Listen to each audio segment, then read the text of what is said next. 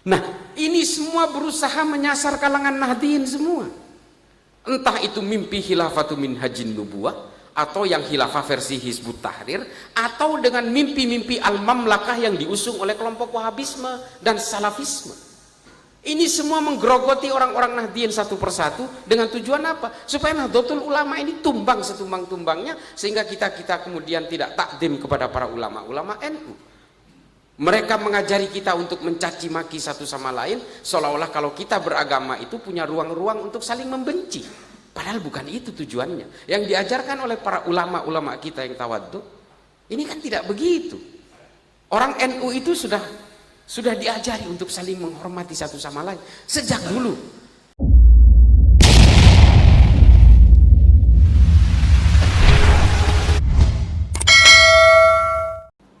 Nah, Bapak Ibu sekalian, kalau kita berbicara tentang politik hari ini, semua menyasar Indonesia. Karena Indonesia ini, menurut beberapa indeks dan statistik, kalau melihat dari natural resource dan juga human resources-nya, itu dikatakan bahwa dalam beberapa puluh tahun ke depan, Indonesia itu akan menjadi top ranking nomor 5 di dunia. Tapi penduduknya mayoritas Islam. Ini kan kemudian menjadi suatu problem dalam power shifting global game, dari pertukaran berbagai kekuatan geopolitik dan geoekonomi. Dulu politik itu ingin menguasai Timur Tengah, Pak, politik global itu, lalu geser ke Asia Selatan. Makanya konflik itu selalu ikut serta dengan kepentingan-kepentingan Barat di situ. Kalau dulu di Timur Tengah terjadi konflik, kemudian bergeser ke Pakistan, ke Afghanistan, lalu bergeser ke daerah Asia Selatan lainnya dan ke Asia Tenggara, mulai dari Thailand Selatan sampai ke Filipina Selatan. Dan hari ini semuanya berusaha dikerucutkan ke arah Indonesia. Dihajar mulai dari kelompok-kelompok kiri dengan gerakan KKB di Papua, dan juga kelompok-kelompok di bawah permukaan hari ini yang menunggangi Islam. Saya katakan teroris itu tidak ada agamanya, tapi mereka menggunakan agama sebagai alat penegas bagi seluruh kejahatan-kejahatan brutalnya. Karena kalau atas nama agama, semua kejahatan akan terlihat terhormat. Semua, Pak, penipuan, perumahan, kampung syariah dan sebagainya, ini semua menggunakan agama, semuanya merasa terhormat. Dan ini dilakukan oleh kelompok-kelompok teroris ini, JI, JAD, JAK, JAT, JAS, MMI, MIT, NIB, NII, Khilafatul Muslimin. Ini semua punya tujuan-tujuan politik. Nah, ini semua berusaha menyasar kalangan Nahdien semua. Entah itu mimpi khilafatu min hajin nubuwah, atau yang khilafah versi Hizbut Tahrir, atau dengan mimpi-mimpi al-mamlakah yang diusung oleh kelompok Wahabisme dan Salafisme. Ini semua menggerogoti orang-orang Nahdien satu persatu dengan tujuan apa? Supaya Nahdlatul Ulama ini tumbang setumbang-tumbangnya, sehingga kita kemudian tidak takdim kepada para ulama-ulama NU. Mereka mengajari kita untuk mencaci maki satu sama lain, seolah-olah kalau kita beragama itu punya ruang-ruang untuk saling membenci. Padahal bukan itu tujuannya. Yang diajarkan oleh para ulama-ulama kita yang tawadhu, ini kan tidak begitu. Orang NU itu sudah diajari untuk saling menghormati satu sama lain sejak dulu. Kakek saya itu santrinya Mbah Holil, Syekhona Khalil bin Abdul Latif di Bangkalan. Kakek saya itu santri terakhir. Kakek saya ini namanya Kiai Haji Zayyadi, satu kamar dengan Kiai Haji As'ad Samsul Arifin Asem Bagus Situbondo Sukorejo. Nah, ini satu kamar dulu setelah Mbah Hashim, jauh setelah Mbah Hashim. Nah, saya kebetulan juga mondok di pondok itu, tapi saya sudah cicitnya. Allah yarham Kiai Abdullah. Nah, kakek saya itu ngajarin saya itu dulu ketika saya kecil itu, setiap hari itu saya dibawa ke toko-toko yang Cina pemiliknya. Nggak beli apa-apa, cuma ngobrol aja dengan Cina-Cina yang di kota Bangkalan itu. Ya kita ngobrol biasa, kita dikasih kopi dan ada salib di mana-mana, kita udah biasa. Lalu saya tanya ke kakek saya, Abah, ya, Abah, saya kok dibawa ke sini, itu kan ada salib, itu kan kafir. Ya supaya kamu tahu bahwa kafir itu bukan untuk dimusuhi, kafir itu untuk diajak ngobrol, kata. Itu kata kakek saya. Loh, ini ajaran siapa? Ya dulu Mbah Holil itu yang ngajari begini. Jadi Mbah Holil itu dulu ya keliling-keliling. Nah, itulah alasan kakek saya untuk memperkenalkan Islam itu ya seperti itu. Bukan dengan justru menyerukan bakar, gantung, bunuh. Ahlul bid'ah. Wah, ini ahlun nar. Wah, luar biasa ini hari ini. Saya itu ya setidaknya saya itu dikirim ke neraka itu minimal 3 kali sehari. Udah bayangin, saya itu udah sarapan. Dikafirkan itu waduh udah sering sekali, apalagi saya dituduh Syiah segala macam. Ya Allah, saya sesobek pun saya nggak pernah tahu itu ajaran Syiah itu. Saya nggak tahu itu. Nah, hal-hal seperti itu yang kemudian dijejalkan kepada kita hari ini betul-betul diakselerasi dengan uangnya segala macam, karena memang ini ada bohirnya, ada capital fundingnya di dalam. Dan apa yang terjadi di Saudi hari ini seharusnya menyadarkan orang-orang pemeluk ini di sini. Sebenarnya semua kelompok Ikhwanul Muslimin, Hizbut Tahrir dan juga kelompok Salafi Wahabi ini secara fikih semuanya mereka percaya kepada tafsir yang sama, cuma tujuan politiknya yang berbeda. Mengapa Saudi hari ini menggantung ulama-ulama yang menyerukan khilafah? Karena mereka pengusung al-mamlakah, kerajaan, dinasti. Ya tentu saja berbeda, padahal ajarannya sama. Dengan ISIS juga sama sebenarnya. Mereka punya keyakinan yang sama, mengharamkan maulid, mengharamkan tahlil, mengharamkan musik, mengharamkan rokok dan sebagainya. Sama. Artinya apa yang disuarakan oleh ustadz-ustadz salafi hari ini di TV-TV itu dengan teroris yang ditangkap Densus 88 di penjara hari ini sama pemikirannya. Cuma ini pintu pembuka, teroris-teroris itu adalah produk akhirnya. Di tengah-tengah itu adalah proses eskalasi kognitif yang membuat mereka itu kemudian belajar tentang kebencian. Karena mereka merasa ajarannya paling orisinil, Pak, paling asli. Sehingga apa? Kita-kita yang berbeda dengan mereka ini dianggap orang yang tercemar. Dari situ saja sudah membuat batasan-batasan yang berbeda. Dan konsep mereka al-wala wal bara.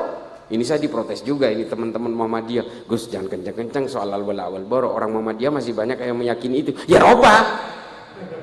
Oh, yang menciptakan teroris konsep ini kok ditulis oleh Ibnu Taimiyah dalam Majmu' al-Fatawa. Dan bagaimana mereka membangun eskalasi politik supaya politik ini menjadi tujuan utama, menjadi mainstream dalam upaya apa? Menghomogenkan seluruh bangsa itu menjadi Islam yang sama dengan saya. Ini ditulis juga dalam Takhliq As-Siyasatu Syariah oleh Ibnu Taimiyah. Dan ini kalau dilaksanakan di Indonesia, ini sudah nggak konsisten sama sekali. Apalagi al-wala wal bara. Orang yang dianggap berbeda meskipun dalam orientasi politik pun itu harus dianggap musuh meskipun satu keimanan. Dan ini dialami oleh Somalia, Pak, Bapak Ibu sekalian. Saya sampai hari ini masih dianggap sebagai advisor dari pemerintahan Somalia.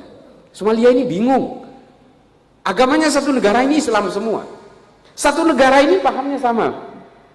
Iya, pahamnya sama, Salafi Wahabi, ulamanya sama, lulusan Mekah Madinah semua. Fundingnya kalau nggak Saudi, Qatar. Pemodalnya sama semua, paham tafsirnya sama, mereka sepakat tidak, mereka mengharamkan ucapan Natal, melarang pembangunan gereja, wah boro-boro gereja, bahkan masjid yang berbeda paham dengan mereka pun itu dilarang. Rokok apalagi, musik apalagi, oh jauh-jauh. Tapi perangnya nggak berhenti sampai sekarang. Setengah dikuasai the government of Somalia, yang setengahnya lagi dikuasai oleh kelompok teror paling brutal di Afrika hari ini, namanya Al-Shabaab. Nanti saya cerita soal Al-Shabaab ini. Ini TNI dan Polri jangan tenang-tenang, habis ini saya sindir. Kalau cerita soal Al-Shabaab ini saya jadi ingat TNI Polri kita. Nah, ini terjadi kenapa? Karena al-wala wal bara. Ini diakui oleh Menteri Agama Somalia. Kalau berbeda orientasi politik, meskipun tafsirnya sama, agamanya sama, madhabnya sama, manhajnya sama, ijtihadnya sama, tapi kalau berbeda orientasi politik tetap dianggap lawan. Makanya mereka perang satu sama lain sampai hari ini. Saya bilang ke pemerintah Somalia, kalau kamu ingin selesai negara kamu, 2 syaratnya: bikin Nahdlatul Ulama, 2 bikin Pancasila. Mereka bilang nggak sanggup. Ya mereka bilang, how? Dia bilang, you are too late. Saya bilang, Anda terlambat.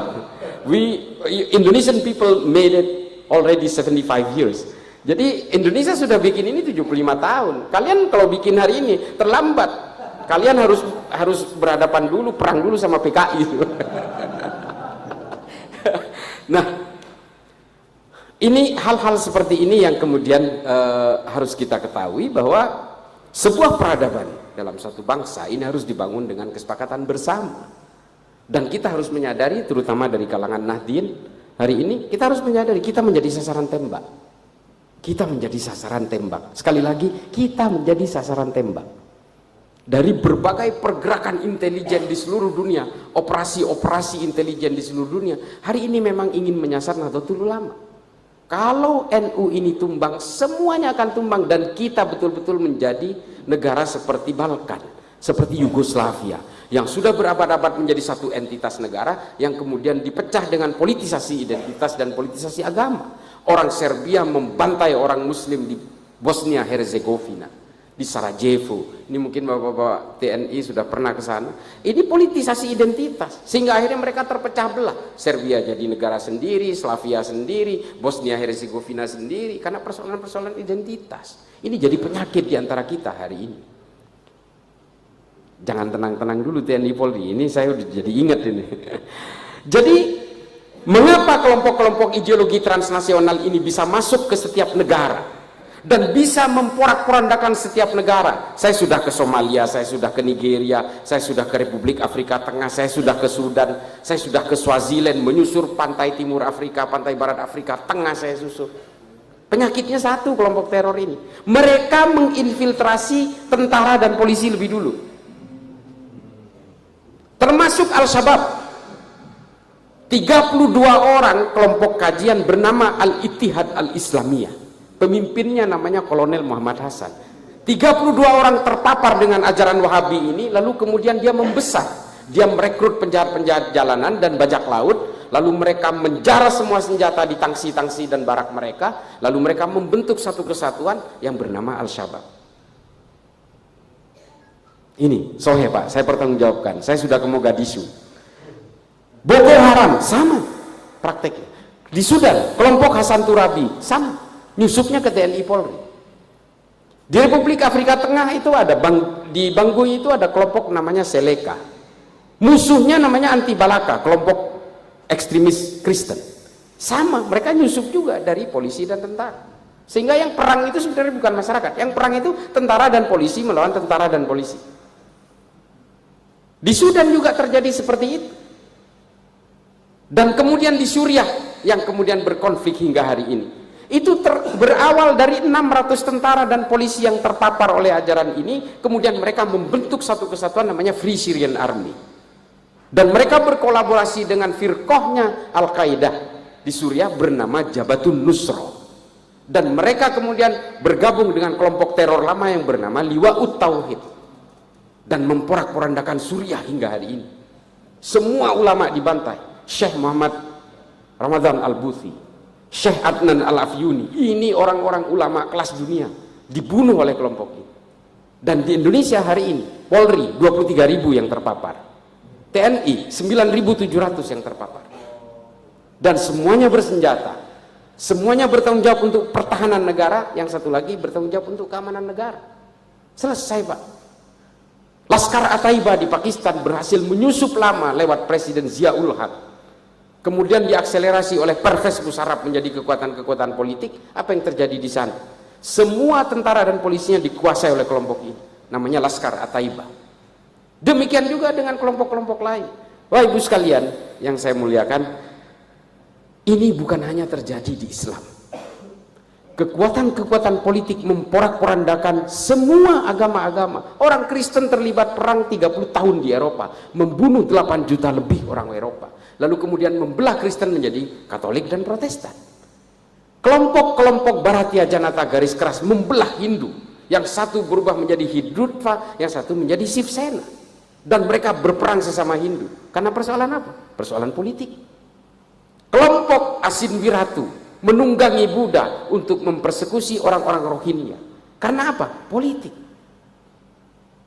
Dan kita hari ini oleh yang namanya 3 huruf ini, betul-betul Nahdien, kalangan Nahdien dipecah belah oleh kelompok ini.